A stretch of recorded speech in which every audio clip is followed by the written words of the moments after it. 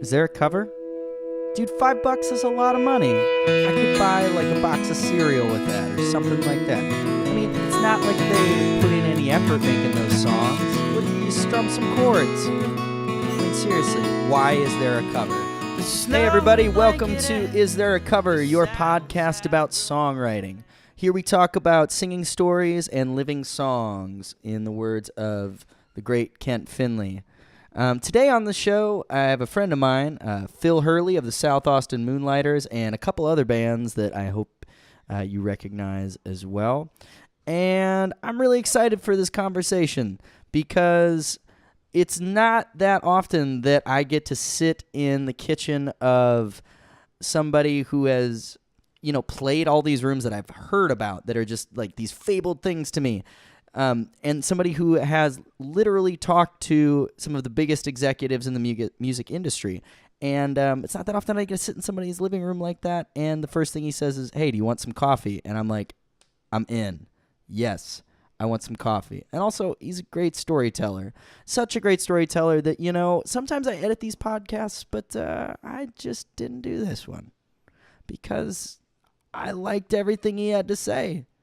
And it's great, which is not to say that I delete stuff from this that I don't like, but, sometimes we have awkward pauses or moments where, we just don't quite understand each other, and so it just gets strange. But this was one of the more fluid conversations that I think I've had with anybody.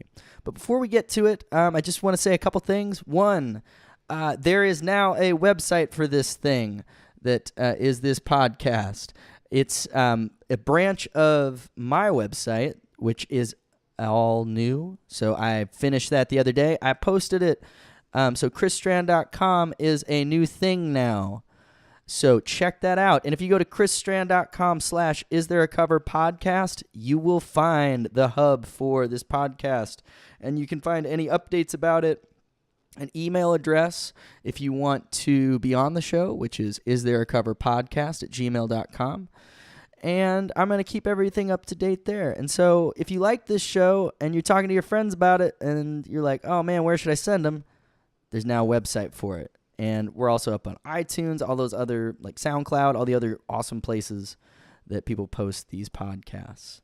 But I'm going to stop rambling there because, for myself, I got some shows coming up. Like September 14th, we're at 1 to 1. And then September 30th, we're at Mohawk. Those are all up on the website, but those are a little ways off.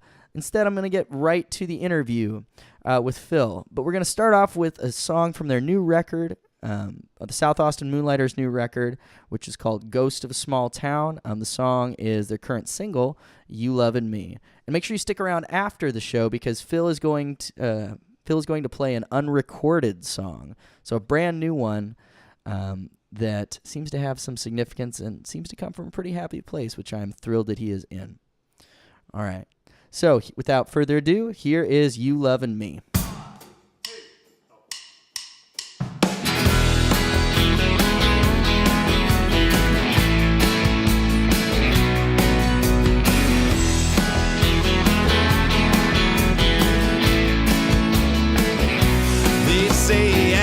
Makes the heart grow fonder, but I was missing you too much.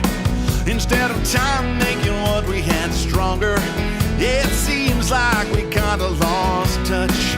And it's hard when you're trying to reach out, but you just can't seem to get through. At the end of the day, there's still a price to pay for the miles between me and you. Oh, and all the things will never be. Three's a crowd, it's just plain to see. You loving me, well we ain't good company. And so I'm drinking tonight with my old friend Misery.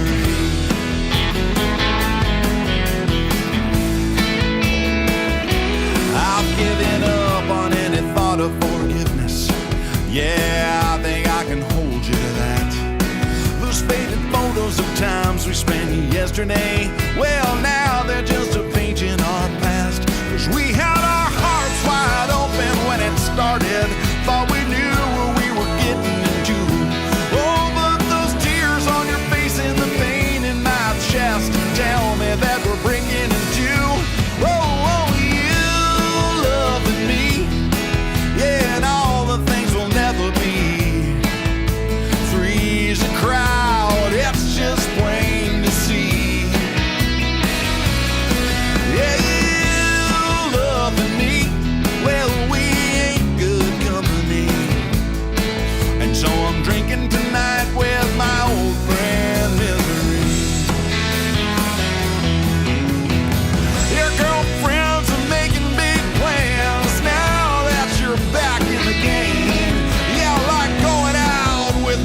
down and out, trying to dance away the pain again.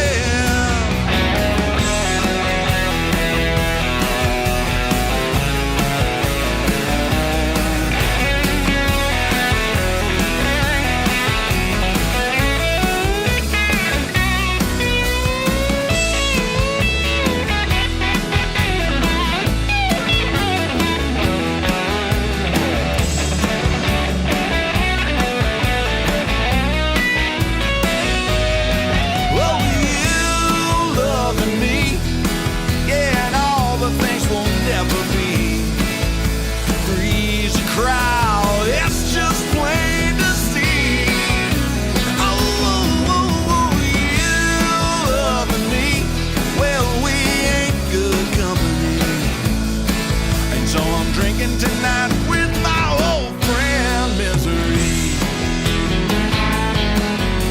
Oh, you and me and Misery, yeah.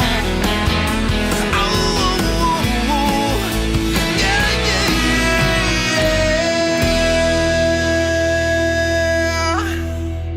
yeah. So how's it going, Phil? It's going well. I'm loving this rain today. Oh, yeah, it is pretty nice. It was a bit tsunamic, if that's a word. I have no idea. It is now. But it wasn't too bad. You know, it just made the run from the driveway to your front door a little interesting. Well, it's supposed to be a test. You have to suffer for art. Yeah, suffer for art, definitely. Well, and you guys just put out some new art the other day, right? We you did. And the South Austin Moonlighters. Yeah, this one's been a long time coming. A brand new record. It's called Ghost of a Small Town. Mm-hmm. And yeah, it seems like we've been working on this one for over a year trying to get it ready. But I'm delighted that it's finally found its way out to the public. So when did you guys start recording it then? Well, we started recording because we did this one a little differently than other projects in the past. Instead of going into like a production studio, our other guitar player, Chris Beal, is a good engineer and owns most of the right stuff to make records now. So we're like, we'll save money and we'll do it at his house, which is a great idea. But we started right around South by Southwest, or just before South by Southwest 2015. Oh, God. And got a lot of basics done. But right the week of South by, our drummer, Phil Bass, was helping another drummer load his gear. Mm-hmm. And a trap case fell and broke both of Phil's thumbs.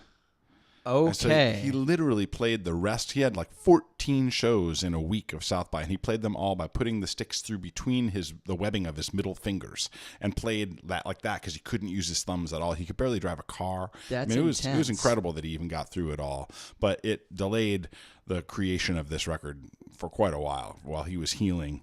Wow. Yeah. That's almost as intense as, what was it, during South by, there's this band, I think they were called Viet Cong or something. Somebody broke their arm. Like the drummer broke his arm and he still finished with like one arm. Oh, man. And they had like 14 shows in a week or something nuts like that. That's brutal. It was pretty crazy. We've been making a lot of mafia jokes. Like, okay, whose wife did you sleep with, Phil? Because I'll break your thumbs. But, it was really just a drum case. Okay. So it delayed it for a little bit. Was some of that maybe... So it was just because of the thumbs, or were there other reasons that it took so long? we work, we're a working band. Yeah. We pretty much play every weekend, and we're out just mostly traipsing around the grand state of Texas. But it just, scheduling and getting everybody in, it was kind of like juggling cats, and I would say now in the retrospect, there is something about when you're paying money to go into a studio, right? Time becomes a little more urgent because you don't want to waste any time. So you go in with a real agenda and you knock things out and you're done. Because we weren't under the gun with this, things just got done slower. I was like, well, yeah, we should be recording, but I need to mow my lawn, or I need to, feed my kitten, or whatever it was. So it just took us a while to get all the tracks done.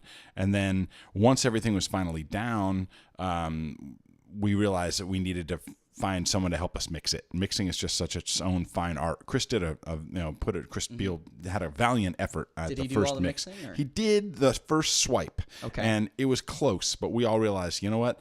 There's all these different art forms, like being able to write a song, being able to play a song, being able to record a song, being able to mix a song, and we can't all wear every hat. No. And he was generous and kind enough and humble enough to allow us to shop around for another guy to mix. And we really found the right guy. What was that conversation like? Because I can imagine that would be pretty tough. Chris does not stop amazing me. He is a sound, grounded, adult. If he had wanted to be bitchy or hurt or any of that, he had every right to be, because he put a lot of blood, sweat, and tears into the work. I mean, way more hours in this record than any of us did, because it was all on him.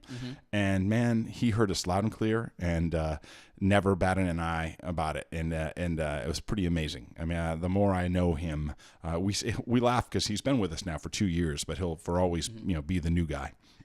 But his contributions, not only musically, just as a man, he sets the tone now. I mean, he really is I keep coming back to the term "steady at the wheel." He's just that guy. He's just he's just a stand-up guy. So he kind of centers everybody in the band. He really does. Yeah, he's a good friend to everyone. Yeah, and he's eternally optimistic. I think that we all can get.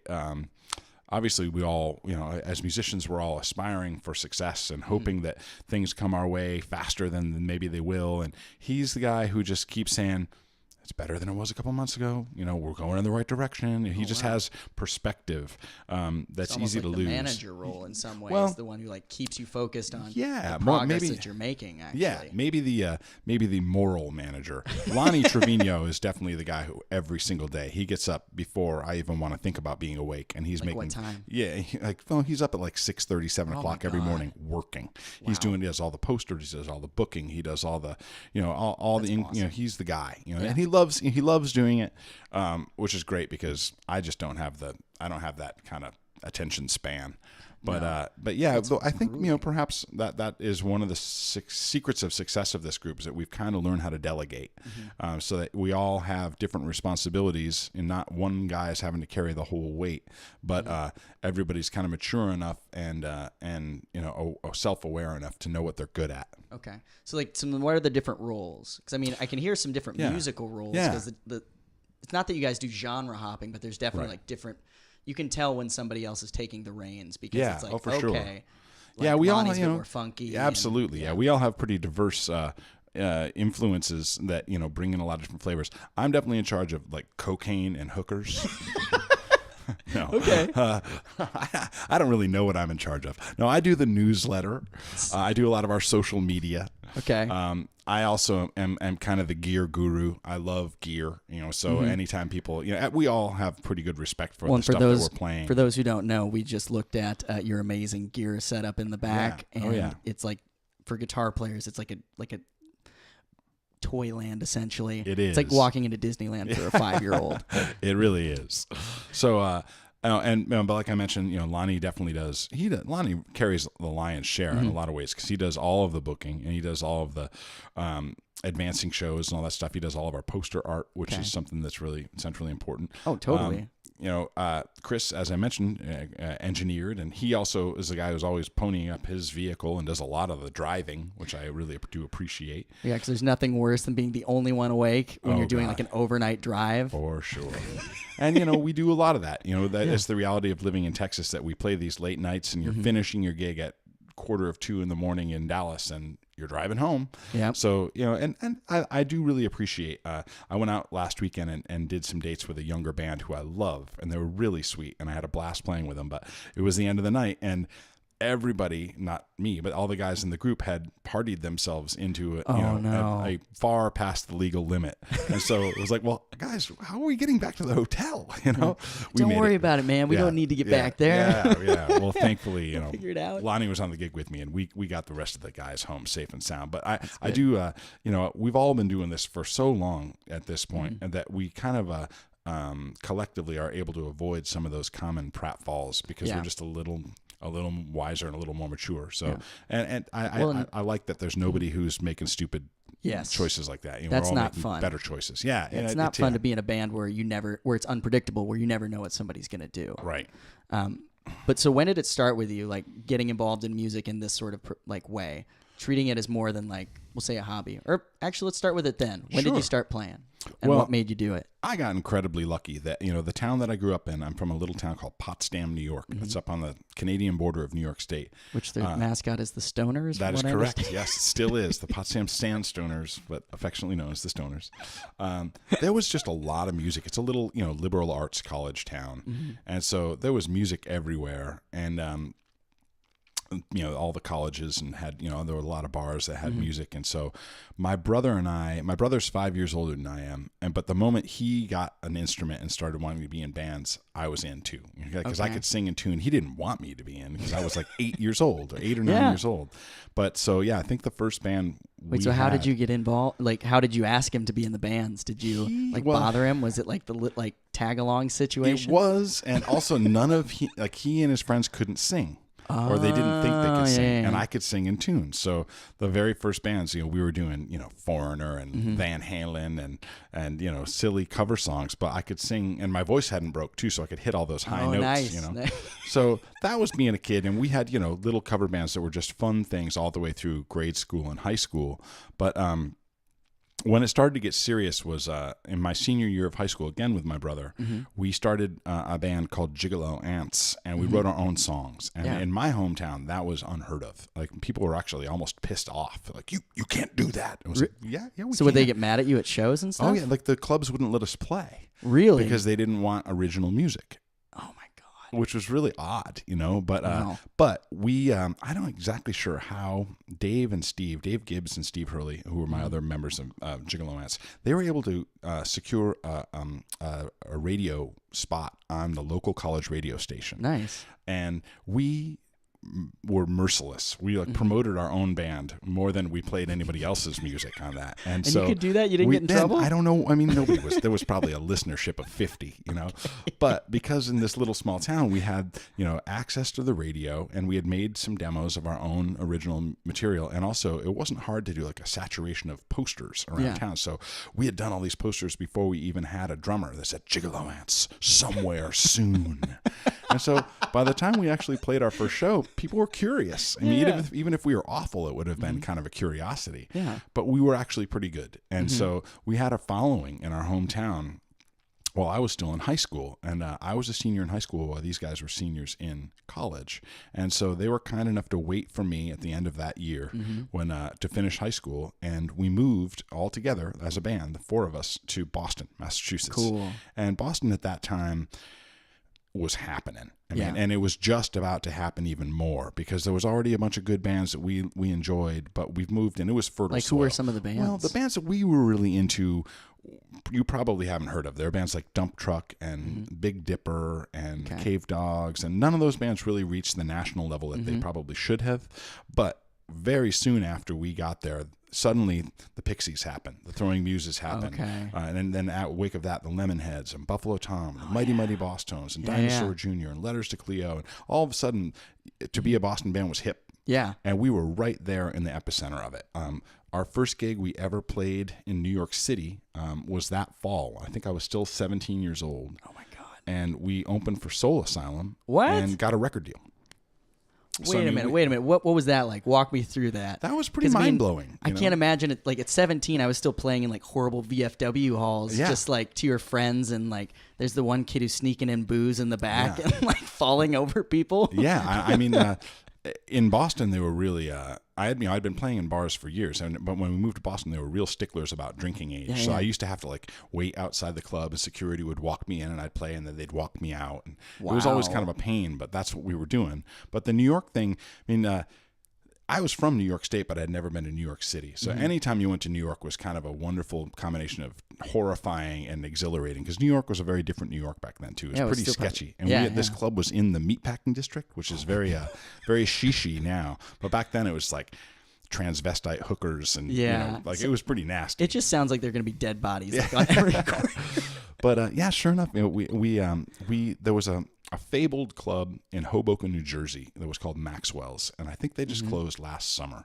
But Maxwell's was the same bands that would play in Manhattan and play bigger clubs like the Ritz or the Limelight or something would play another show across the river in Hoboken at this little room, and it was an amazing spot. Immortalized by the Glory Days video for Bruce Springsteen. Oh, wow. But the guy who owned that joint had his own label.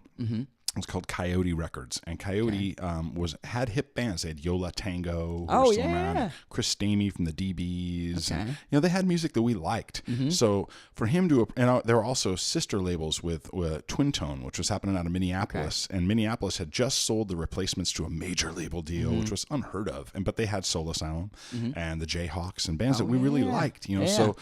As we ended up getting that deal, and I got to quit my day job, and we went down and made our very first record in 1988. Nice. Where'd you make it? In Hoboken, New Jersey. Okay. Yeah, and our friend Rob Norris, who was from a band called the Bongos, who were kind of a Hoboken band, produced it. So, wait, so how old are you? So you were 18? I was 18, and you're making a major label debut. We weren't on not major label, label, just a indie record label but debut. they had distribution. So, and I mean, I remember vividly.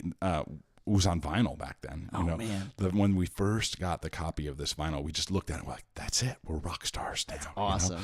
Not knowing how much, how far away from rock stars we were.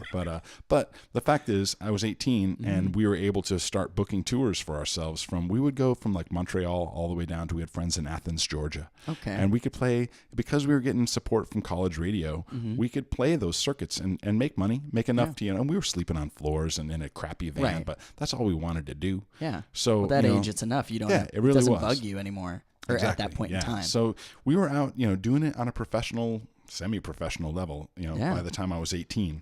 Did you guys have to have jobs when you got back, or like? We did actually. That label folded as we were making our second record, and and strangely, that second record. This is kind of a foreshadowing to what's happening for me next week. Our second record was only released in Spain. And okay. Spain has ended up being the last place on earth that still loves Gigolomance. That's awesome. So we had a couple of dark years after that label fell apart. All the labels on the East Coast had seen us and decided that we weren't the flavor. Rock was starting to change. Grunge was really starting to happen. And we were more, of the REM, jingly-jangly kind of vibe. Wait, so what was that like? Like seeing the door close that you thought it just blown hard. wide open? And actually there was kind of we were, writing more material and trying to get people to care. And we would get up on stage and try so hard. It meant like my teeth would hurt. I'd be clenching my jaw so hard, rocking out. Oh, no. And finally, a friend came to see us play and was like, "Man, you guys, you don't look like you're having fun."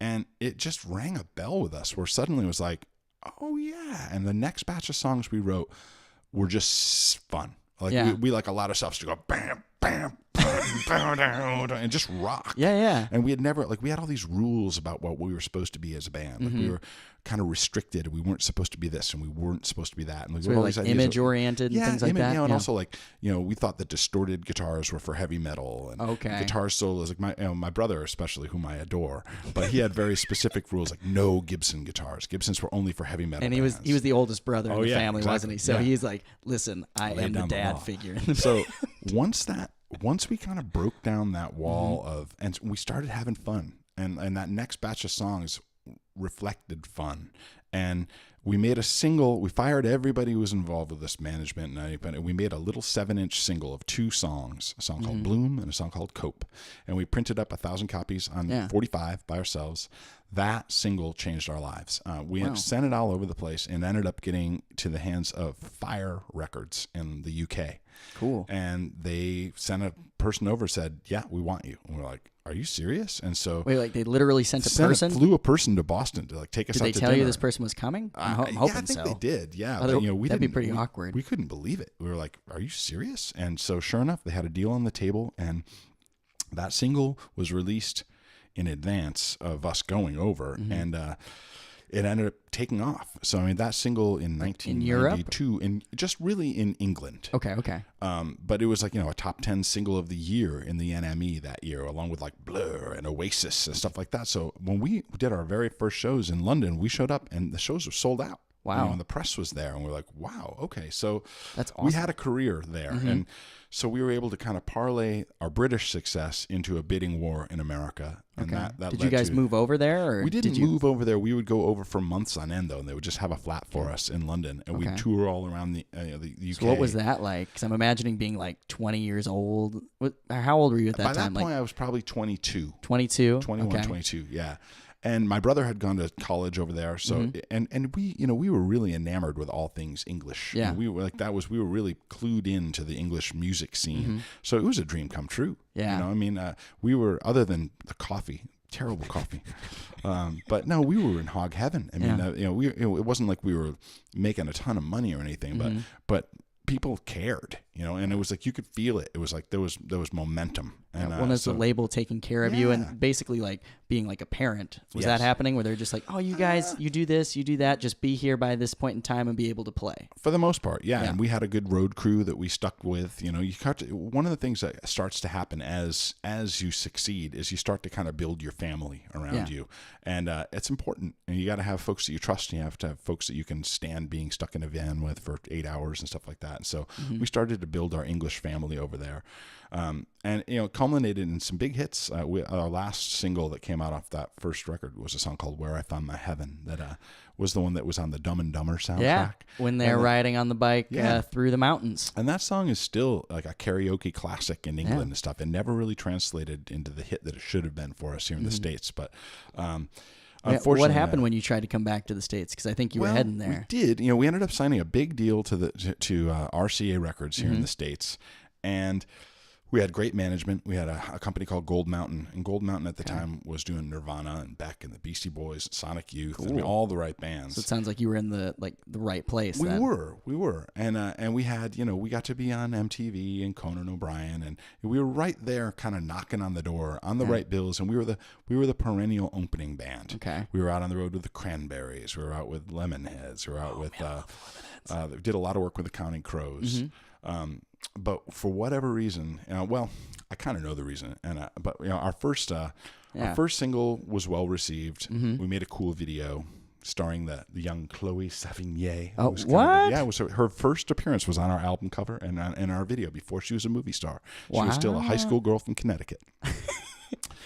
But so you should call her and be like, "Hey, we helped you out. Do you want to help us out? Like, get us featured in some films or something?" Yeah, just a few. But really what happened, and I don't mean to point a finger at all because he's still a really dear friend, but we had a manager who we loved at Gold Mountain, and he had done his job. It was going to happen for us, and everyone could see it. And he had also brought in a group called the Meat Puppets. Okay. And the Meat Puppets had been around forever, but they had never really crossed over. Right when he got a hold of him is when they had their crossover success, really thanks to Nirvana. Yeah, well, they were on that Unplugged thing on MTV with exactly them. Right, with Nirvana. So really, just as our second single should have hit, and we had the right video for it, and all the people at radio and MTV and everybody, they knew us, they liked us, they saw how hard we were working. They were like, okay, it felt like at least, give us the next song and we'll give you your hit. Yeah. Just as that single was ready to be released, our manager went to his bosses and said, hey, I'm kicking ass for you guys. It's time for you to pay me. And they were like, we don't think so. And he left to be a vice president at Warner Brothers. And so just as the time we needed him the most, there was no one steering the ship. And that was it. That was kind of our moment.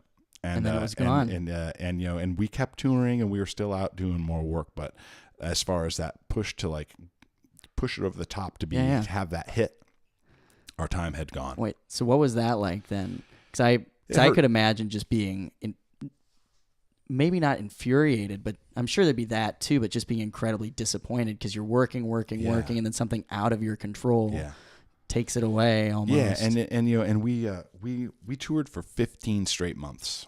And that was like kind of going all around the whole globe. And the last 3 months, we had started touring with the very first tour the Cranberries ever did. Yeah. And we ended it touring again with the Cranberries, who in the subsequent time had really broken wide open. And we knew that we shouldn't have taken that run. It was another 3 months. And as it was, they were so big that they were selling everything out, which was great because we were playing in front of 10, 12, 15,000 kids a night. But none of our fans that we had just worked for a year to build could get in because the shows were all sold out. So I remember we were all tired. We were all kind of burnt. And I remember really, at that time it's all of 24 or something being like, I think I'm done. I'm done with music. It was like that. Wow. Demoralizing. Were you guys like fighting amongst the band, or because I could imagine the frustration getting directed that way? We always did pretty good at taking care of each other, but sure. Yeah, we were exhausted of each other, and because we'd just been living all over each other, and for a good long while. But yeah, and I look back because oddly enough, not long after that, I made one more record with Gigolo Ants, but then I moved on, and they ended up finding pretty good success after I left, which I'm especially in Spain, as I alluded to earlier. Yeah. What prompted you to leave? Well, you kind of hit the nail on the head talking about my big brother. Yeah. I love my brother so much. He's 5 years older than I am, and all the rest of the guys were 5 years older than I am, and I was never going to be an equal. By the time I was 24, 25 years old, I was pretty good at what I do. Yeah. And I was starting to want to maybe write some songs and starting to kind of want to have a little influence. And there was no room for that in the band. There was already 2 songwriters that I was always going to be the junior member. Okay. And there was part of me that knew in order to kind of challenge myself and to, kind of shed my next skin and find my next development as a musician, I was going to have to challenge myself to move on. Because I had been playing in that group since I was 16 years old. Yeah. And it's really the only time my brother and I ever fought. Yeah. And we've, thankfully, and I'm delighted to say we're very good friends again. Yeah. But it took its toll for a while. Oh, I'm and sure. Then even more Was there a moment like when you realized like, nah, I'm done? Was there like a very clear like, this is it? Yeah, and I won't go too deep into that, but yes, totally there cool. was. There was some interpersonal stuff that kind of became a little impassable. Yeah. And it wasn't. There was no fist fight. There was just more of a sit down conversation. Like, hey, you know what? I think maybe we need to stop. Yeah. I'm glad you avoided that. Yeah. I've been in bands where that didn't happen. And that was not fun. Yeah. But so that's in the interim was very much like a big divorce because it's all I'd ever done, and I moved from Boston to Seattle. Why'd you go to Seattle? Well, I had fallen for Seattle in touring. It just seemed really vibrant, and I liked the music that was coming out of there. Yeah. Of course, there was a girl involved. As all as all bad choices. You were chasing a girl? No, actually, I moved with a girl. Okay. Wait, so you met her in Boston? She was from Boston and was ready to be out of Boston. Wait, so what's the story there? Give me the story there. That's it. That was about all of it. No, she was born and you raised met her in Boston, and the next day you're like, let's go to Seattle. No, I think that for her growth as well, she was ready to move. And actually, talk about great moments and bad choices. I was the only one who had ever been to Seattle, and so she and her brother and his newlywed wife and I all moved together cross country in a van. And they had never been to Seattle. Oh, and wait, how old was everybody? They were mid-20s. Mid-20s. I mean, I would do that then. So yeah, and it was a pretty grand adventure. Actually, we had a wonderful time enjoying the Dakotas on the way out. We where I'm from. I know. We got into the Badlands and did Reptile beautiful. World and Mount Rushmore. Dropped down and went into Wyoming and saw Devil's Tower. Oh yeah, so it was a fun road trip. But I do remember as we pulled into the city of Seattle proper. We pulled right into where the Space Needle is, which is like the Seattle center. Mm-hmm. And there were just dirty, smelly hippies everywhere. I mean, like hundreds of them, all like coming up to the van going like, hey man, I need a miracle, bro. And all the rest of the people in the car are looking at me going, what have we done? And Did they just say thought, that I need a miracle? Well, what we didn't know is that the Grateful Dead had just been performing right there. Oh. So thankfully it wasn't like that every day. But they were horrified. They were like, oh my God, this entire city is overrun with stinky hippies. And I was like, it's not always like this. I promise it's not always like this. And I think it is a testament to say that all 3 of them have remained in the Seattle area. So I did take them someplace. It was great, and I loved living out there. And I played a lot of great music out there as well. Did you find a band out there? I did. I found a lot of music there. I played actually that as I mentioned, for me to kind of take that next step as my growth as a musician, I needed to step away. Yeah. Seattle was all about that. I played in every type of band. I played in funk bands. I had an organ jazz trio. I played in a Beatlesque pop band. I played in a humble pie boogie rock band. Cool. I played drums in a band. I played bass in a band. I sang in a band. I did a lot of solo acoustic stuff. And I really well, there's one little step I kind of skipped in between there. There was for about a year and a half, I had walked out of this situation where I'd been in Gigolo Ants for a million years, trying to have a hit. Well, coincidentally, there was a girl who was a friend of mine in Boston days who ended up being a big one-hit wonder. And she needed a guitar player for her run. Like all of a sudden, the writing was on the wall. Like, here it comes. She's going to have a big success. And she didn't have a band. And so I ended up traveling for the next year and a half with a girl named Tracy Bonham, who most people won't really remember, but she had one MTV hit called Mother, Mother. Okay. And talk about a contrast. With Gigolo Mass, we would work with this really reputable, really hip management company called Gold Mountain. It was John Silva, and John Silva still manages the Foo Fighters and Ryan Adams. I mean, he's the man. Yeah. Well, Tracy Bonham was being managed by, if any of y'all are fans of like Behind the Music, almost every one of the seediest ones. There's a guy named Doc McGee, and Doc McGee. That's his name? Oh yeah, and Doc McGee managed Kiss, Bon Jovi, Skid Row, Motley Crue. I mean, like the dirtiest, scuzziest bands, And so suddenly I was like, and they had kind of gotten, alternative music had kind of dried up their well. Yeah. Because no one wanted hair metal anymore. Right. So they were like, well, we got to find some, a new alternative artist. And Tracy Bonham was their alternative artist. Okay. And it was an incredible, incredible ride. I mean, it didn't last very long, but to see the anatomy of a one-hit wonder, I mean, where she literally went from when we first started, we were playing to, and when I say empty clubs, I mean empty, not a single paid Like patron. You're playing to just like the bartender. Yeah. Wow. And within a couple of weeks, we were playing to 1,500. And then a couple of weeks after that, it was 6,000. And after that, it was 15,000. Did it just catch fire on radio or something? Or what happened? MTV. It's like, MTV. And then that's, people ask me what's different about the industry now. And it's like, that could happen back then. If you got added, she started selling 25,000 copies a week because of MTV. Well, now that's like good for an entire record. If you do that, that's amazing. I know. So it was a phenomenal thing to be witness to. We got to go all around the world. We got to play all these. I culminated some of the festivals I got to play to were 40, 50,000 people.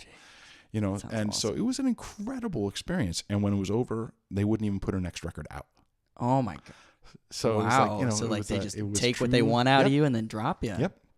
So it was a really, and that part, the fact that I bumped into all this success, even though it wasn't my success, that part my brother really had trouble with. My brother was already pissed with me, but then that I walked off and walked into something else that's a little bit successful. Of that envy. Ooh, yeah, he was pissed. Especially little brother. He never came to see us play. But no, but he didn't? Like I said, thankfully, we've found our way back to joy. But But it was such an interesting contrast to see all the work that had been done by a really legitimate band to try and have that success, and then this girl who really had never done anything, who gets handed the brass ring and then had no idea what to do with it. Well, did she handle it well, or did she have like the one-hit wonder problem where it's just you have no idea how to handle it and it just overloads you? She had no idea how to handle it. Man. Yeah, and it went away as quickly as it all arrived. And did I she think make it out okay?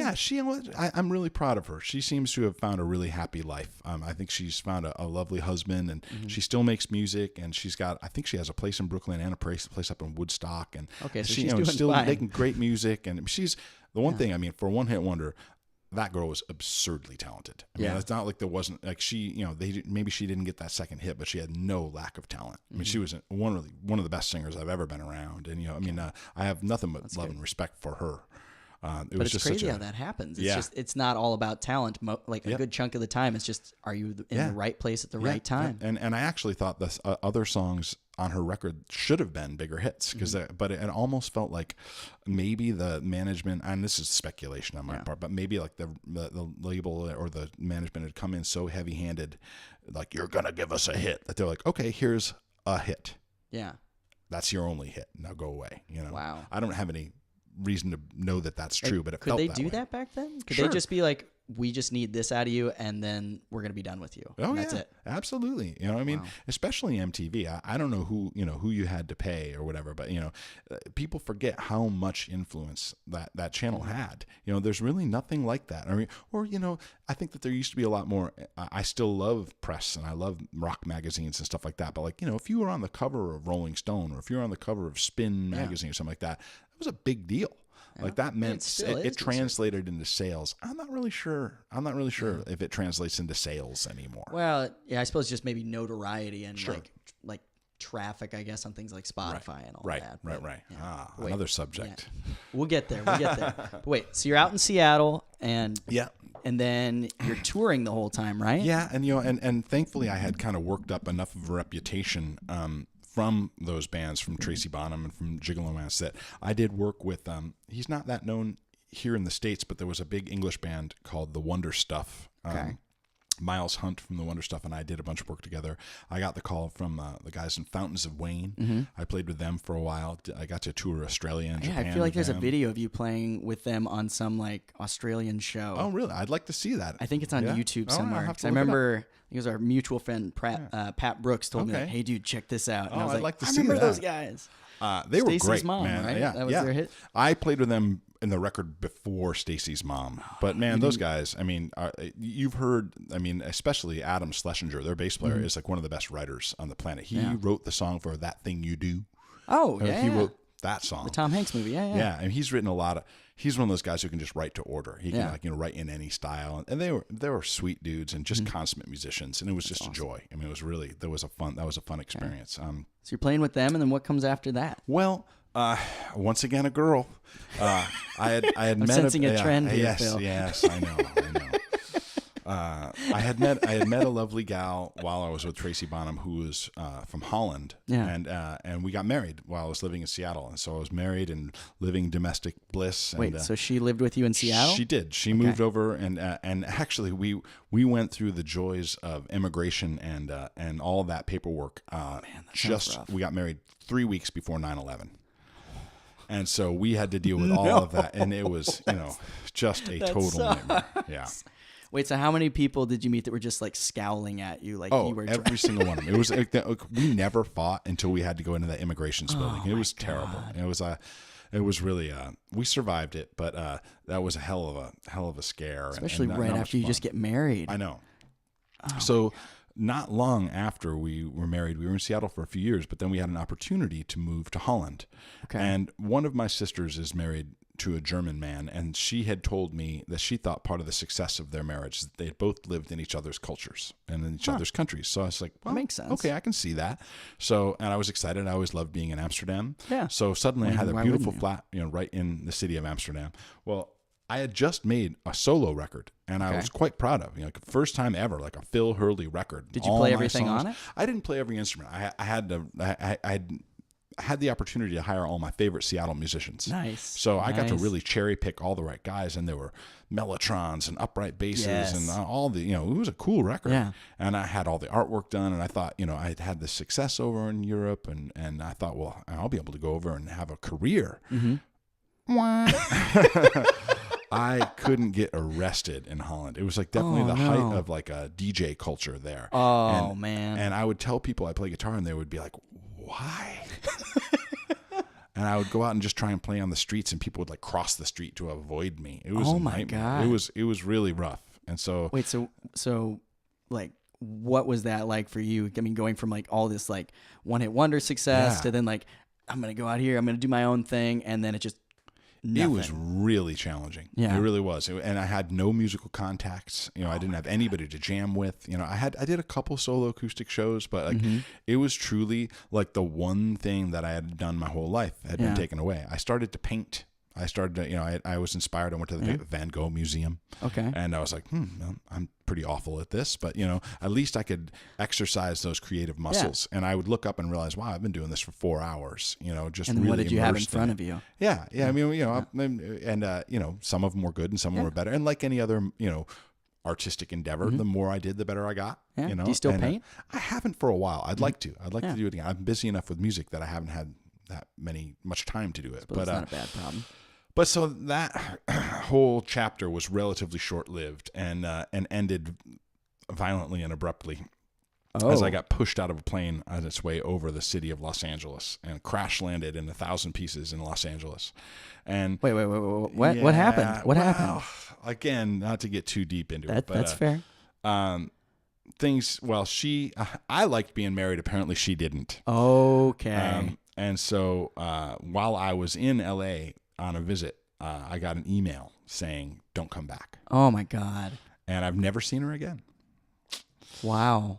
So that was quite a way to move to Los Angeles. I mean, you've probably been to Los Angeles. You know, LA is the kind of place that like the rest of the world, like every little town has their superstar who like works up their A game and then moves to LA with their shit together and their bold face on. I landed in LA in 1,000 pieces, and it was not a good way to show. What up did you there. do? Because I mean, I can't even imagine what that would be like. Yeah, it happened to also be the rainiest winter in Los Angeles history. So God.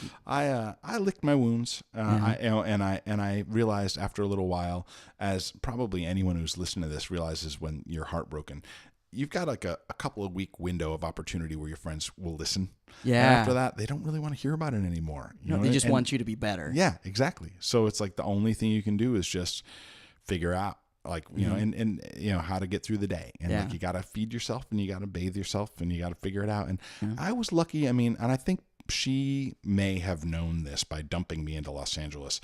I had a lot of friends there and I had a lot of opportunity there. Okay. So here I went from a year of no music at all. And the first gig I played in LA, I was opening for Cheap Trick.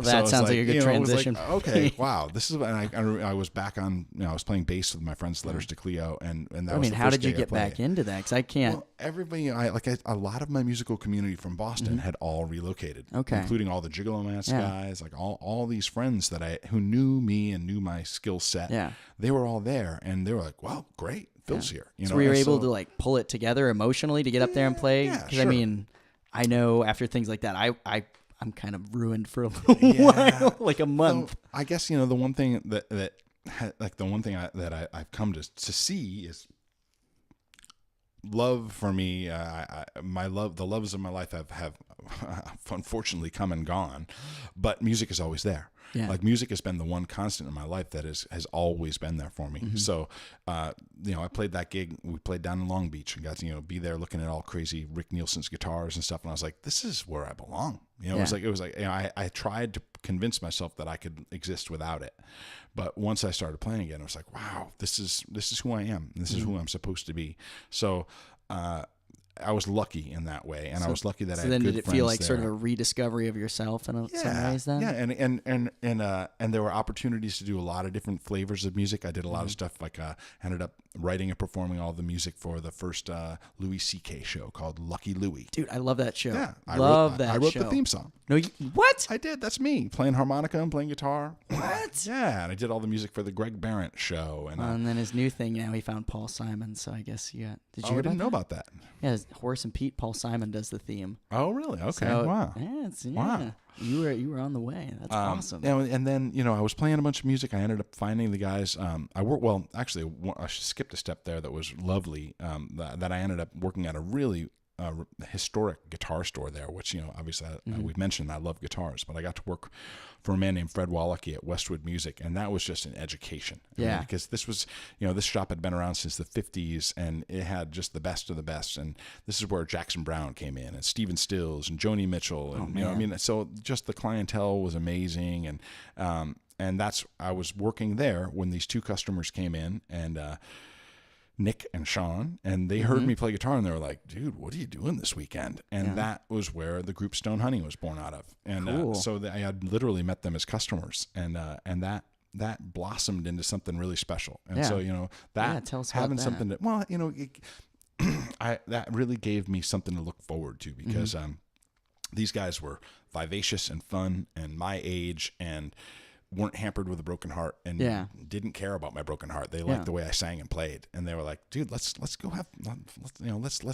make something special. Yeah. So it felt like a second chance. Yeah, almost, it really did. And when we sang together, there was instantly this beautiful sound, and that's when I had written songs, but all of a sudden it was like, here was the moment where all of the experiences, all the heartbreak and all that was like fertile soil for writing.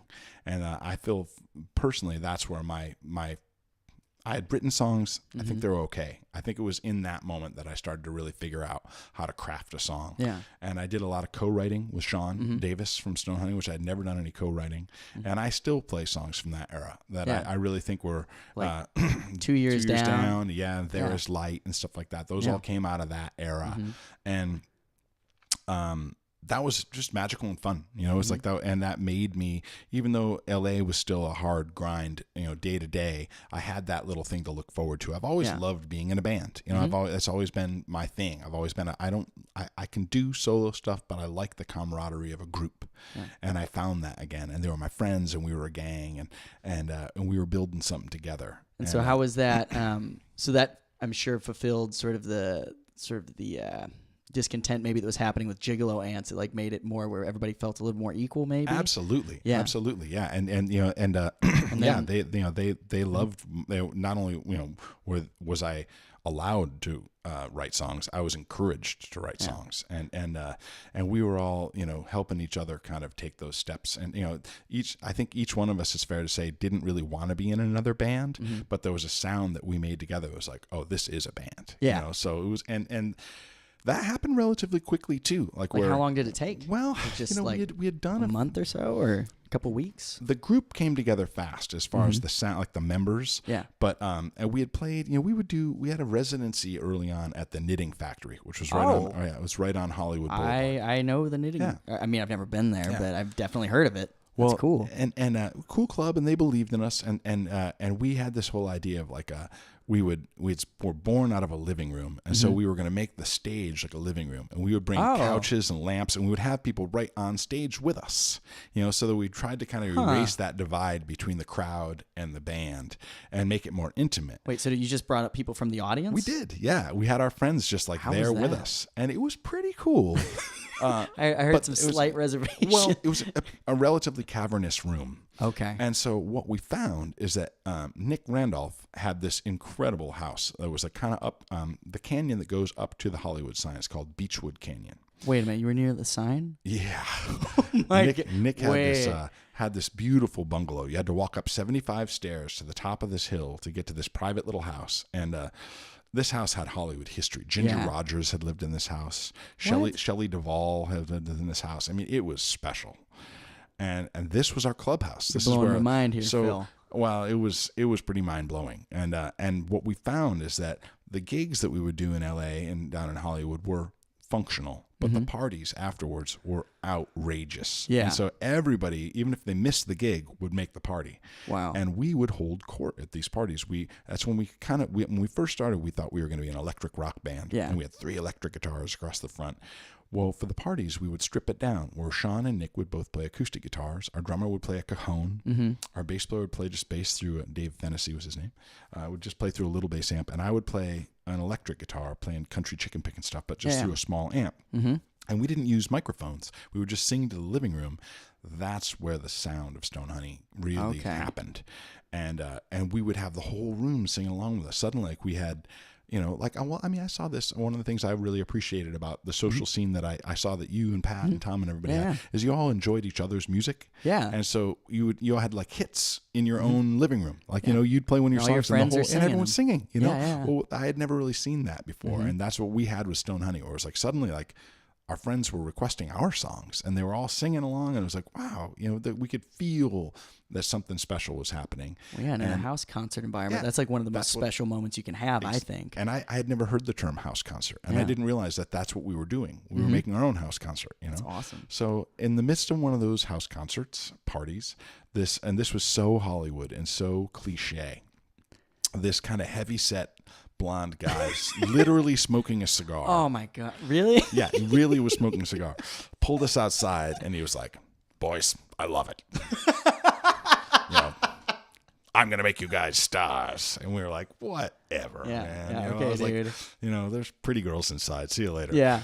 Well, wait, so this was like a Hollywood party, like everything I'm thinking that goes with as it. cliche as you can imagine. Oh, and the good parts and the bad parts. Yes. And so, sure enough, we looked this guy up. He's the second highest selling producer in the history of records to Mutt Lange. Really? His name is Rick Wake, and he had done Celine Dion, Mariah Carey, Taylor Dane, all this stuff that we were like, yuck. What? But he was all about our band. And so he insisted on having a meeting with us. And I remember we're all sitting around, and I remember my line specifically, because I mean, I was not new to this. I had been managed by Doc McGee. Yeah. So I looked him in the eye and I was like, get over that name. I know. It's pretty Okay. I looked the guy in the eye and I said, look, man, what do you want with this band? We're not young. We're not that pretty, and we can't dance. And he said, we can teach you to dance. He said, I've been waiting my entire career for a band like you guys. You guys, he said, all I have to do is put up the mics and you guys can do the rest. And we're like, okay. Wow. And so sure enough, man, if he didn't write us all, the first thing he did was wrote us each a check for $10,000. Wow. And I got to quit my job. I finally had my own apartment. And we went into Westlake Audio, which was like where it was the nicest studio in town. It was where Michael Jackson had done Bad and History, and it was a serious room, shit, and it was spectacular, catered, and a fridge full of tasty beers, and we got to hire all the other auxiliary musicians, and we made a really great record. And this guy was promising us the moon. We brought in a team to style us, and we made these Wait, you had a fashion team come in? Yeah, seriously. Wait, like, what help did they tell dress you to do? us, and it was working with what we had. We weren't far off. Yeah. But like we made this fancy EPK that made us look like total rock stars, and he was he was assuring us. I mean, he was like literally giving us advice, like talking to us about like prenuptial clauses with women, and maybe it's time to start looking at property and invest in, because you guys are going to be huge stars. I mean, he's laying and the women are just going to be falling over you. Oh yeah, right. of course. And he just was convinced that we were, this was a slam dunk. Yeah. And so, even though I probably should have known better, there was a part of me that was a little seduced by it, because I was like, wow, this is going to happen, because I knew the band was good enough. Yeah. Well, what ended up happening with that guy is that he thought he could just waltz into Nashville and get Nashville to do his bidding. And Nashville is its own beast. Yeah. And so when he met the first little bump of resistance, he just completely bailed on us. Wouldn't answer any of our phone calls. Oh my God. Even though he's giving you all this money. Oh, he spent like $250,000 on us. We got word like through attorneys, basically, you're not allowed to put this record out ever. And we're not going to release you from your deal. Wait, how long was the deal? We were stuck in it for 3 years, and so we literally toughed that out. We kind of bootlegged the record and sold them without a barcode out of the back of our van, and and we kept like drug dealers with records. I know, and we kept going. We had an ill-fated attempted move to Nashville, what was that like? 'Cause I've heard it's pretty rough in general. It just two different times in my life, and I know that Nashville has grown. This was 2008 and 2009. I know that Nashville has come a long way even since then. And I like Nashville. I don't hate Nashville. I don't love the product of Nashville. But man, I went there. I've done a lot of moving, and I went there with a wide open heart saying, man, let me fall in love with you. I want to move here. I want to move here. Yes. I couldn't find it. I couldn't find my thing. What was wrong with it? Just like you can find your social group? Or? Yeah, I couldn't find it's a really small town.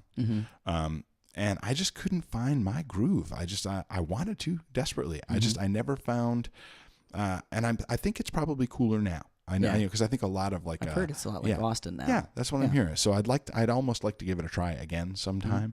But we moved there with a band, and we found out really quickly that it wasn't going to work, because like what happened? Did you guys not get booked or something? Well, no, we were doing all right. We were working, but every guy from the labels that we met with, their first line would say, well, all right, well, who's the Tim McGraw? No, really? What?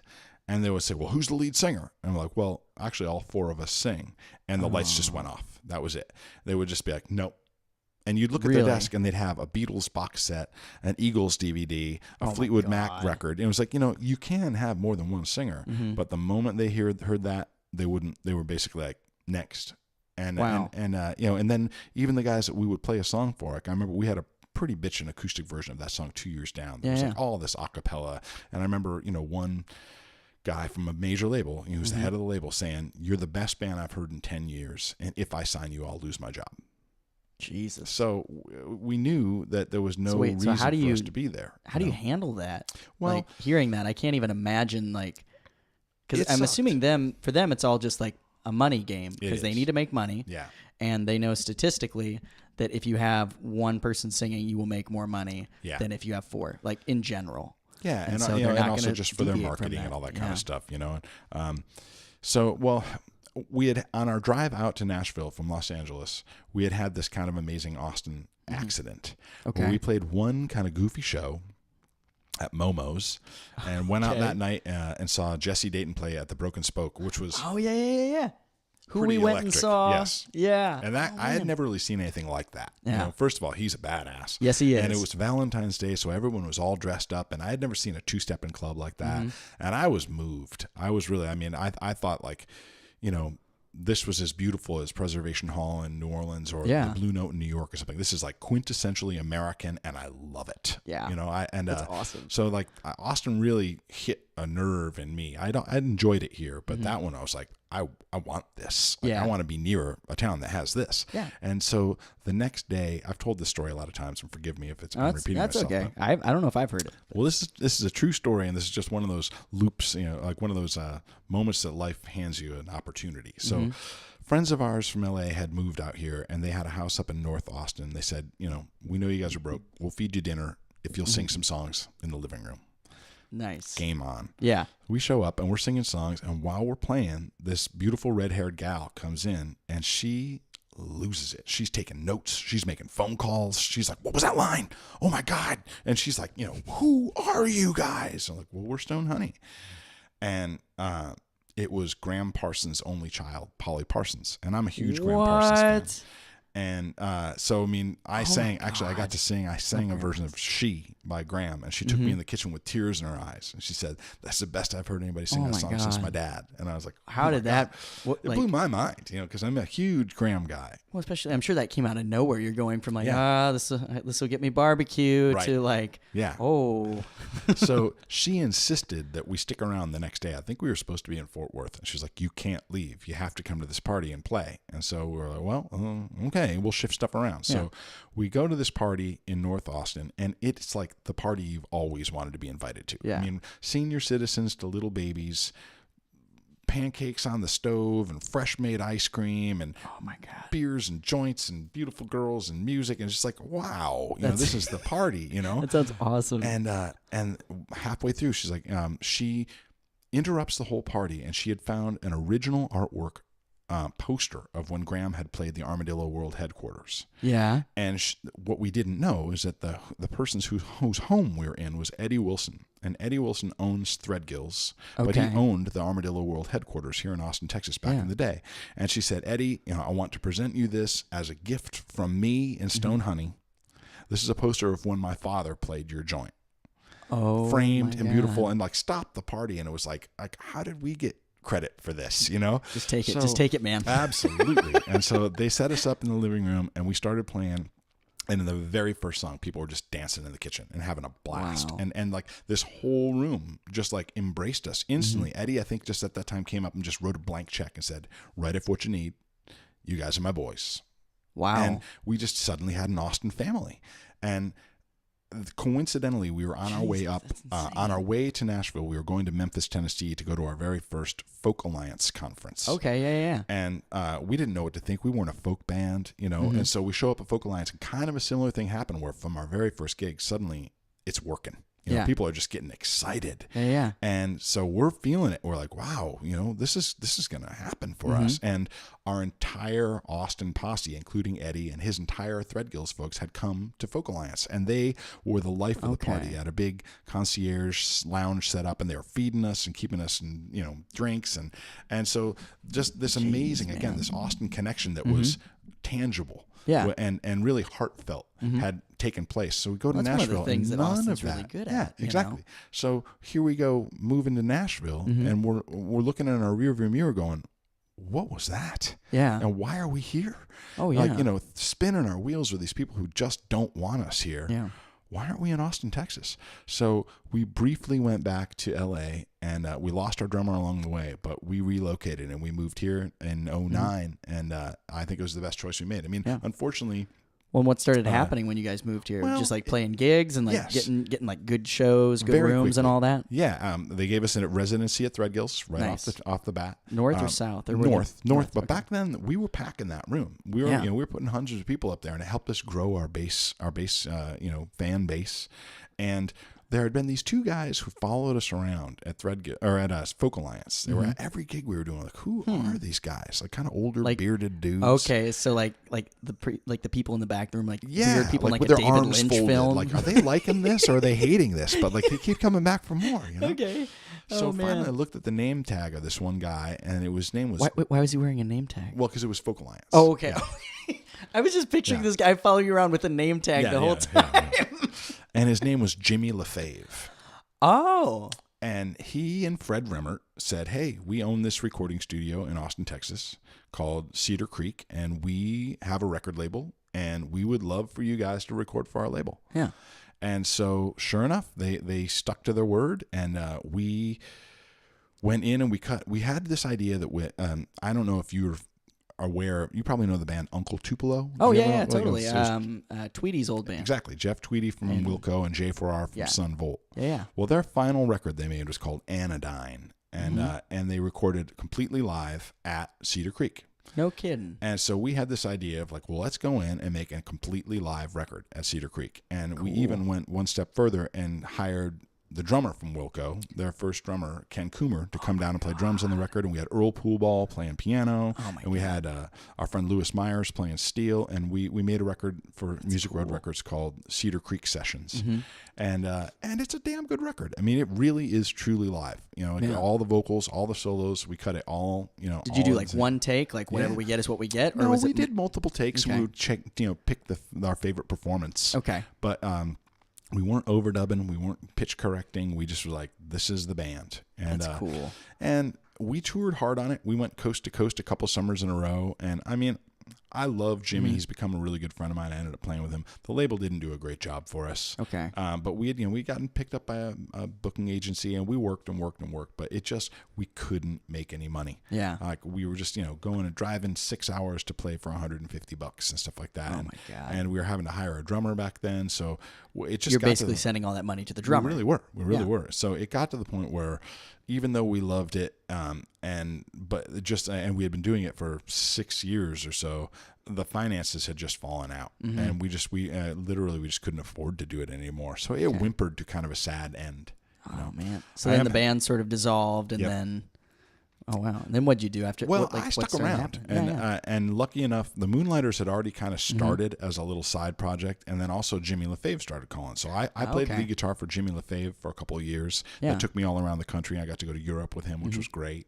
And then, really, in the interim since then, the Moonlighters have just kind of, this is our third record. We just keep getting more and more traction, and now I get offers to do other stuff, but mostly I have to say no because I work pretty full time. Though I am happy to say, just at the tail end of that Stonehoney thing, we are doing our first reunion show in 5 years. When and where? It's going to be September 23rd. Okay. At the Levitt Pavilion in Pasadena, California, and it's a free show. Well, I can't go to Pasadena, Phil. But if there's anybody out here who hears this who would like to join us, it should be a lot of fun. And I'm guessing that if it goes well, Austin will be the next one. Yeah. Well, hopefully so, because I mean, I like everything that I've heard from you guys, Stonehoney. Yeah, and it was a nice sound. Yeah, and I really like this new record too. Thank you. No, it's really good. I was gonna say it's pretty eclectic. You want to talk about some of your songs for a little bit? So let's see. You had "Moving On." So you did 3 on this record. I did. "Moving On," "You Love and Me," and "Final Line." Yeah. And I was really curious about. It seems as though this is almost like the emotional sort of core of the record, if that makes sense. Yeah, because it deals a lot with like love, like heartbreak, and then also the big question, what am I doing? Yeah. Yeah, absolutely. And so, and the other songs, they're definitely emotional, but it doesn't seem as though they deal with those concepts as much. So what pushed you to do, especially like let's start with the heartbreak stuff, and we'll get to the what am I doing thing. Well, I'm very much guilty of of writing, and like my moments of inspiration unfortunately tend to come when I'm sad, and I'm trying to break that. Though? I know. I'm trying to break that. Actually, I have a really happy new song I'd be glad to play for you. You should. But yeah. So I mean, "Moving On" was one of those. "Moving On" was I was definitely I was trying to kind of invoke the sound of the desert. I was trying to, I had just started to do all those long Texas drives out to El Paso and stuff, where you can just see for miles and miles and miles. And I was trying to kind of evoke that kind of landscape in sound. Yeah. So just like the kind of tense minor chords and the long held notes, and that that song actually dates back to Stone Honey days, the end of Stone Honey, and I wanted Stone Honey to cut that song. And I think we may have even taken a swipe at it, but it didn't survive. It was right at the tail end of the group. Okay. And so it was one that, it was like, sometimes when you're transitioning from one band to another, like, can this come with me? Or does that have to stay with that old band? I actually think it found its place with the Moonlighters. I really love the way this band plays it. Well, yeah, and the harmonies really go with it too. Yeah, I think so too. And it's interesting that you, when you're writing it, you mentioned that you're trying to go for a feeling or an idea, and the idea was visual. Yes. So do you see like that blurring together a bit with the way that you write, like you're painting, like that type of medium with like music? Yeah, it do you could think be. of it that way? And I mean, I think at that time I was reading Cormac McCarthy. Have you ever read Cormac McCarthy? Where I don't know how he does that, but he has that ability with just his plaintive words and the way he lays them on the page, that it invokes that kind of space. Yeah. Sometimes that almost kind of scary, desperate kind of space. Yeah. I think I was reading Blood Meridian. Oh, so that's my favorite one. That's by a him. great book. Yeah. And so I scary. think, I was kind of trying to like, how do you do that musically? How do you paint a picture? And that's why like those intentionally like overly long held out notes are almost uncomfortable. Yeah. It's hard to sing. Yeah. Because it's like right at the end of your breath. And so it's like playing with breath and playing with, attention span and all that kind of stuff. It was intentional. Almost in the same way that people used to navigate the desert, where it's like, are we going to make it to the next place? Exactly. Yeah, exactly. The desert is this sort of animal that does not want us to be there. Exactly, and will take you down. Yeah, so that was all kind of thought out and intentional. The chorus, actually, if I remember, I was close, but it was cluttered, and he didn't ask for credit on it. But Sean Davis and I had done a lot of writing together, and I played him that song, and he helped me refine the chorus. I can't remember specifically what lines. And was he involved with the note beside the bed line? I think that was mine. Okay. Actually, you know what? I think it might have been an empty bottle by the side of the bed at first. So he maybe he changed it to the note. I can't remember. I asked him, do you want credit on this one? He was like, nah, man, don't worry about it, because it was a tweak. It wasn't but he was a part of the helping with the chorus. That everything else was kind of there. Okay, well, cool. So did that like stem from any real experience you had, or was that just like kind of I'm just gonna piece together all like the breakup moving on things? That one was definitely definitely more fictitious. Okay. That one though, I don't think there was anything particularly dark going on at that time. The next one I guess picks up that same thing, You Lovin' Me. Yeah, and but that one does like the thing that Waits always talked about, where it's like beautiful melodies telling me like kind of not horrible things, but like tough things. Yeah. Which I love. I don't know. Is that something that you shoot for when you're writing sometimes, where you're like, I'm going to say something very sad, but it's going to sound very happy? Well, yeah, I think you can fold in. I mean, if you have like a happy melody, you can kind of fold. It's like if you cook really spicy food, but you add some sweet, you can kind of sneak some more heat through. And my brother is the exact opposite. I love my brother. My brother's a very, very good songwriter. And as a man, I would say my brother is a little more fundamentally melancholy than I have ever been. And yet I always respected, as a writer, he only wrote positive songs. His songs always were optimistic. And I was like, how do you do this? And he was like, because I'm not going to take my sadness out on other people. I'm going to find the little bits of joy that I can, and I'll write from those. Okay. Because those are what keep me going. I was like, wow, that's heroic and beautiful. Yeah, that's pretty powerful. I'm not necessarily that guy. Yeah. I'm not either. So don't worry about it. So actually, the way this one was born, I had this idea, and I can't remember. I think the title was.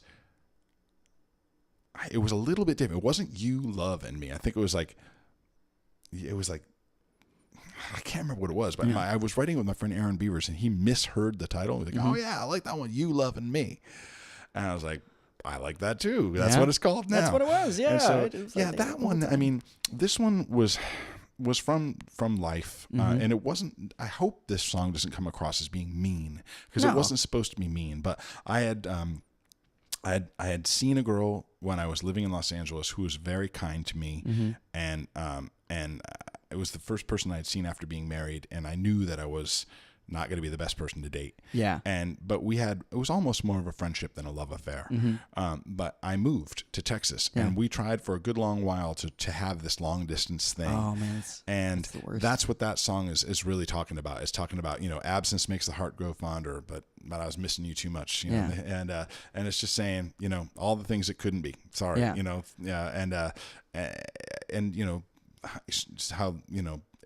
So was that tough? Faded photos of yesterday, you know, because what we had was, but it ain't no more. You know?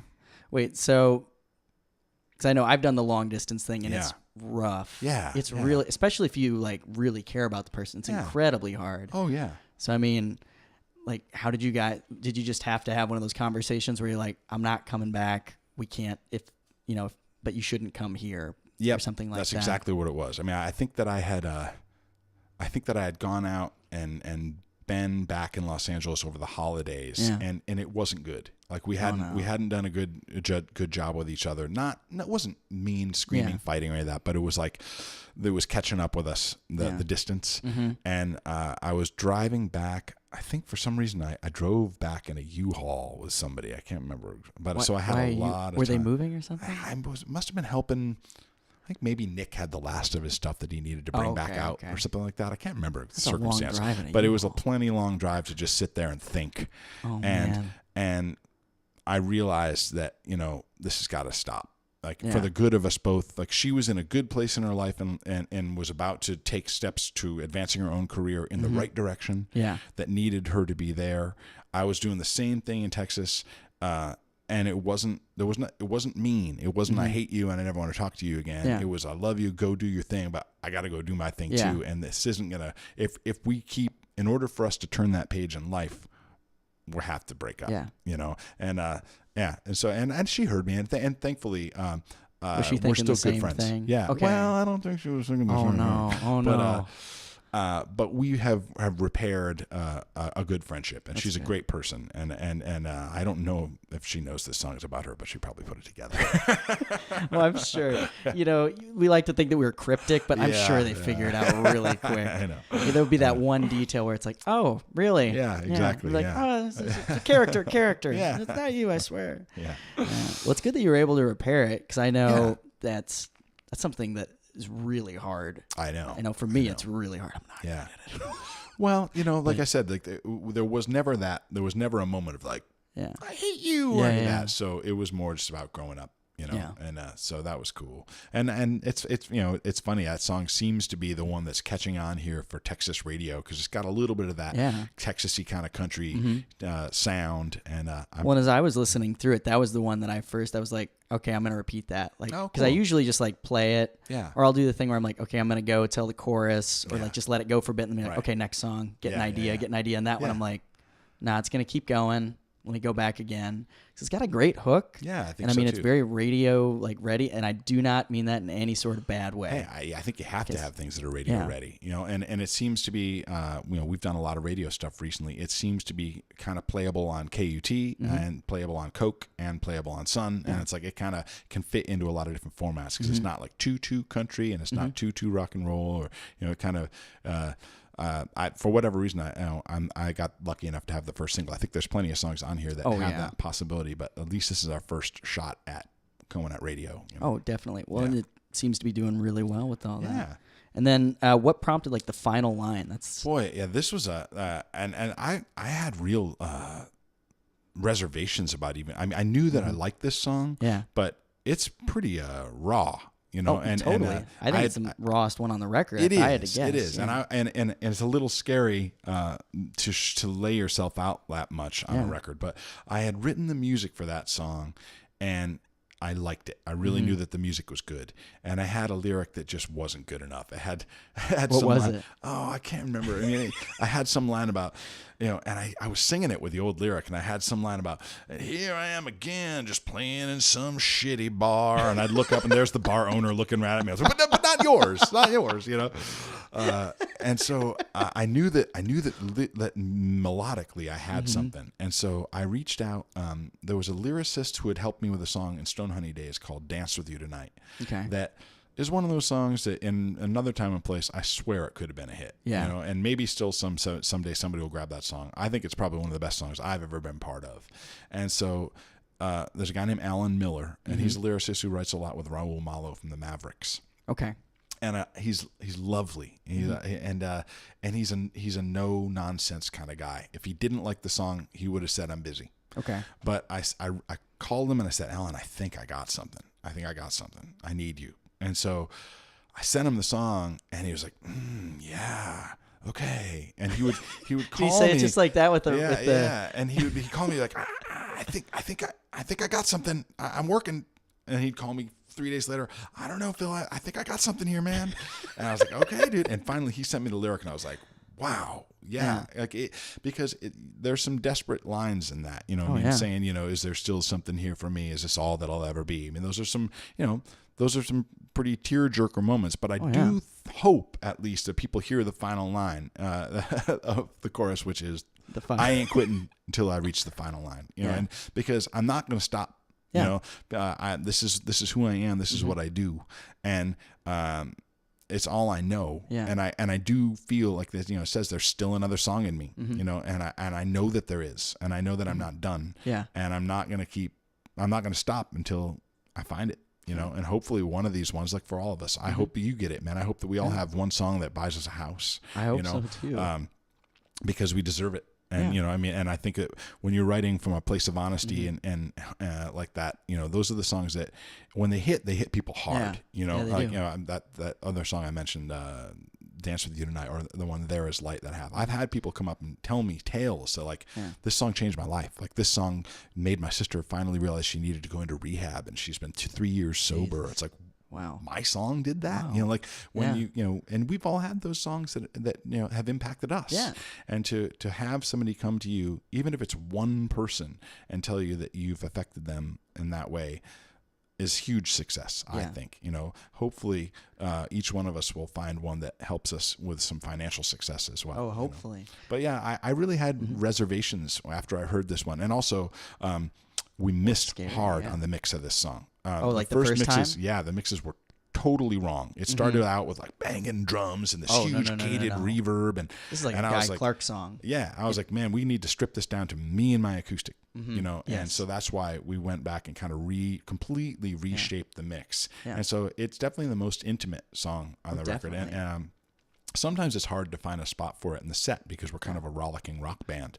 And it's a big left turn, but hopefully there's enough payoff to it and enough hook to it that and Chris Beal was my real champion on this one. He was like, 3 years down the line, that's going to be the song that people look back on their record and say, wow, I'm really glad they had this song on there. So I hope he's right. Well, and it also gives us like a nice window into you and to like what like, and also which leads us right to the question that I like to end with every time, which is, why do you do it? Because I know this song clearly speaks to that you've had questions about it. Yeah, oh God, yeah. Because I think all do. I all think of us have definitely had every it. artist. Yeah. I still love it. I just love it. I mean, that's it's like all you love it, like it's fun, or it's like yes, I still, and that's like people come up to me after we're playing, and everyone always says, "Man, you look like you're having so much fun," or they say, "Man, you're really sweaty." Same thing. And I'm like, yeah, King's like, because I can't. I'll have gigs where I try to hold myself back. I'll be like, man, we're playing Green Hall and we've got 3 sets today. Yeah. Just go easy, Phil. I can't go easy. It's like I do fundamentally believe it's why I'm here. And it's my favorite thing to do in the whole wide world. Yeah. And I really only know how to do it full throttle. I'm not good. It's why I've never been particularly good at being somebody's background guitarist and stuff, because I can't turn my light down. You're gonna have to rise up to match me. Okay. And because if you won't match me, I'm gonna bury you. Yeah. Because I can't. I'm gonna be me. You know what I mean? Yeah.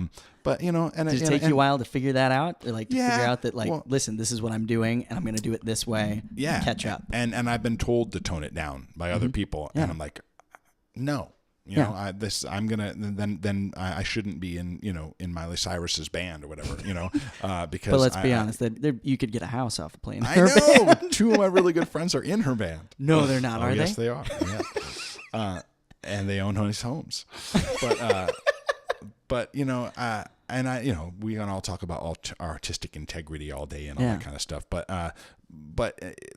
I do still believe in it, and you know, and on a deeper level, I mean, this is way too woo-woo, but I have I used to think I was faithless. I was brought up with some religion in my life, and then, you know, when I found punk rock and, you know, that kills stuff it. like that, That kills it real yeah, quick. Oh yeah, I was like, yeah, kills it with a safety you know. pin, you know. Exactly, yeah.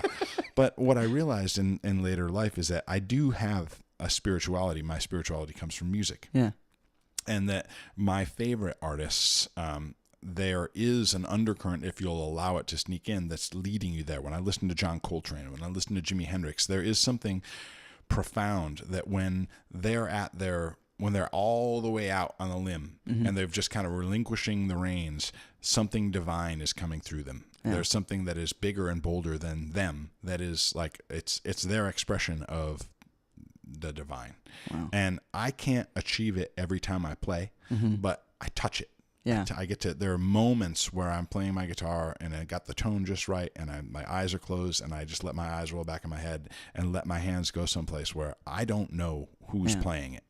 Somebody else is kind of steering the ship for me, and I get to momentarily touch the divine, and that is one of the most addictive things in the whole wide world. It's and I can't stop. I can't achieve it every time, but I aspire for it every time, and I'll always come back because I want that. I'm hooked. I'm totally. Well, I'm hooked. getting chills just thinking about it. 'Cause I mean, it's the same thing with me. I'm more into like those moments when all of a sudden you're not there. Yeah. And it's just the sound, and it's just there. That's it. Yeah, I think that's why we all keep coming back. Yeah. You know, and that's again, I think that there are people. There's so much counterfeit in music these days that it's when people actually encounter authenticity, like I know you give, and I know a lot of our friends offer. Yeah. Sometimes it's more than they can handle. Sometimes they just have to go. They just need to go listen to Katy Perry or whatever. Yeah.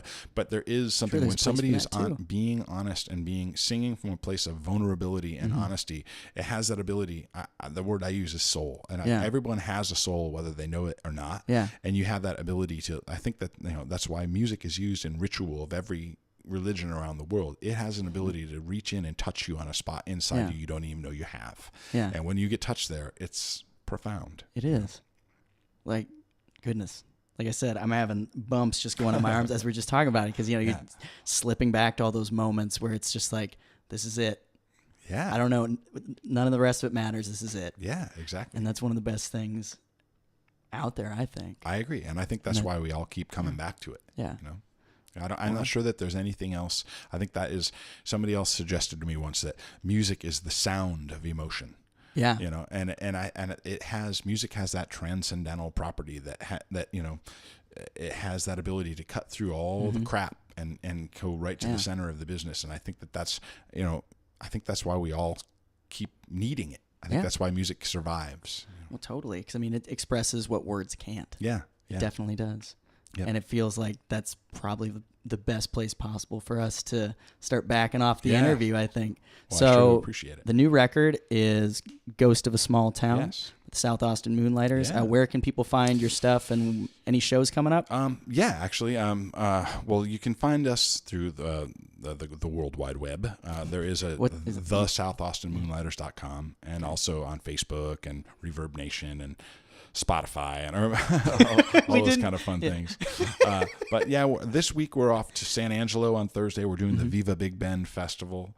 And then I'll be gone for a couple of weeks and going to Spain with Gigolo Mans. But if you stay abreast with us on our website, we'll be working hard in Texas for the rest of the year supporting this record. Cool. All right. Well, thanks for being on the show, Phil. My pleasure, man. Thank you. This one's called There's Something About a Girl from Texas.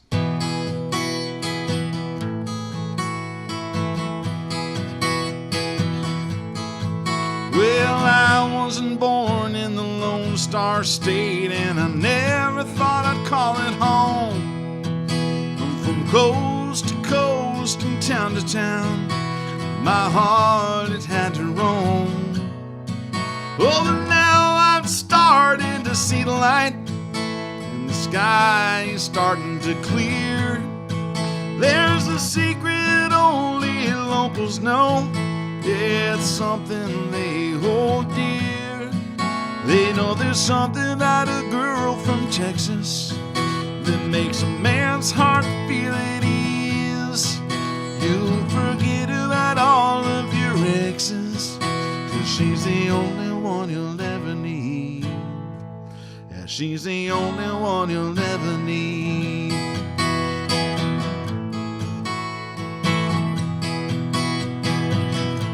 She rides fast horses through green pastures with her hair flying in the breeze, not afraid to roll her sleeves up. She's got scrapes on both her knees. Overwatches every man's head turns when she walks through the door. Oh, every little thing about her is everything you're looking for. Yeah, there's something about a girl from Texas that makes a man's heart feel at ease. You'll forget about all of your exes, 'cause she's the only one you'll ever need. Yeah, she's the only one you'll ever need. Oh, oh,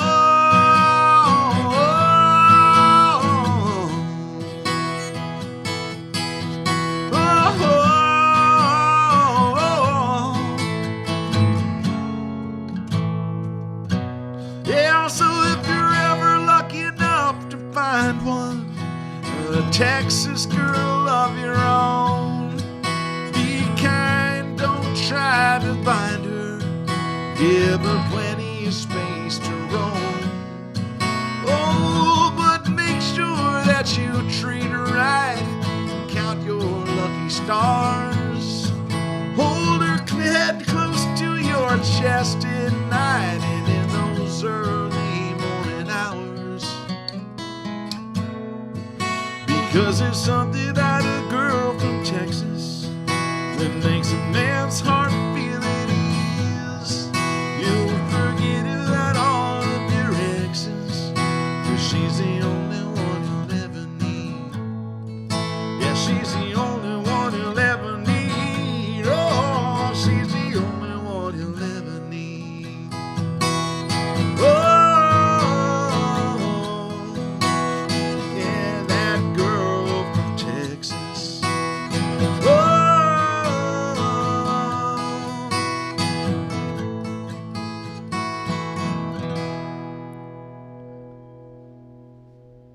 All right, everybody, that was my interview with Phil Hurley.